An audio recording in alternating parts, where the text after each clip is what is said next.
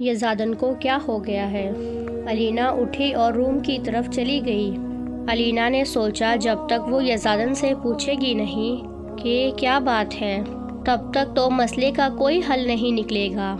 علینا نے سوچا ہو سکتا ہے وہ ناراض ہو، اسی لیے یزادن نے اتنا روڈ بہیوار کیا، لیکن یہ علینا کی سوچ تھی۔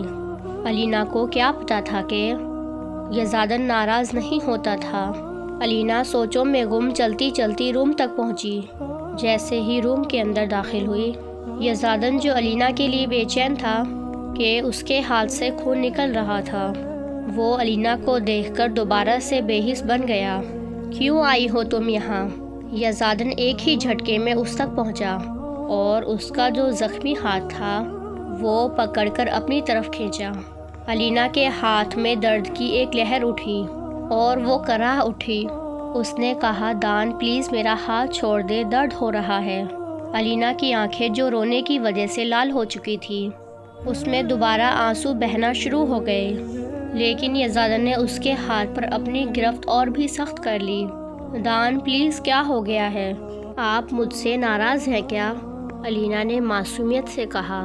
ایک بار تو یزادن کا دل ڈگمگا گیا اس کے معصوم چہرے کو دیکھ کر، لیکن جب دوبارہ یاد آیا کہ وہ قاتل کی بیٹی ہے تو علینا کو خود سے دور جھٹکا، جس سے علینا زمین پر جا گری اور اس نے جو ہاتھوں میں چوڑیاں پہن رکھی تھی وہ ٹوٹ گئی، جس سے علینا کے دوسرے ہاتھ میں بھی جگہ جگہ خروش پڑ گئی۔ قاتل کی بیٹی ہو تمہیں سمجھ نہیں آتا؟ میرے سامنے مت آؤ بار بار۔ یزادن اس کے قریب زمین پر ہی بیٹھا اور اس کے منہ کو اپنی سخت گرفت میں دبوچا۔ علینا سے کچھ بولا ہی نہیں گیا۔ درد کی ایک لہر تھی جو اس کے جسم میں اٹھ رہی تھی۔ اس کے دونوں ہاتھوں میں شدت سے درد ہو رہا تھا، لیکن سامنے والا جو اس کا خیال رکھتا تھا وہ بے حس بن بیٹھا تھا۔ یزادن نے اس کا منہ چھوڑا اور کہا کہ چلو بتاؤ کہ تمہارا باپ کون ہے۔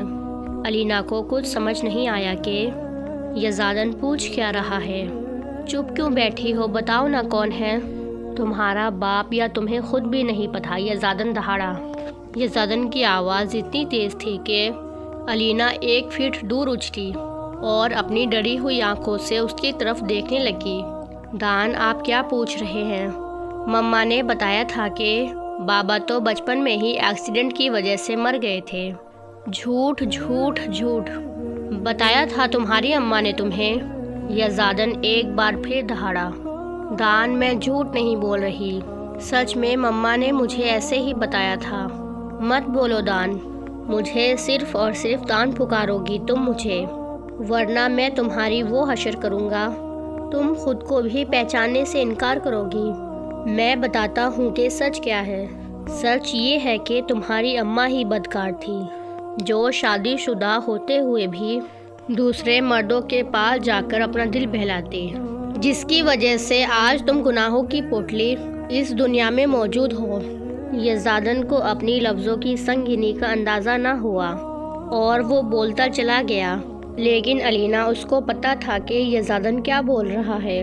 علینا بالکل چپ ہو گئی تھی۔ اس نے اپنی آنکھیں نیچی کر لی۔ اس کو بالکل بھی اندازہ نہیں تھا کہ یزادن اس کی ماں اور اس کے بارے میں ایسے الفاظ استعمال کرے گا۔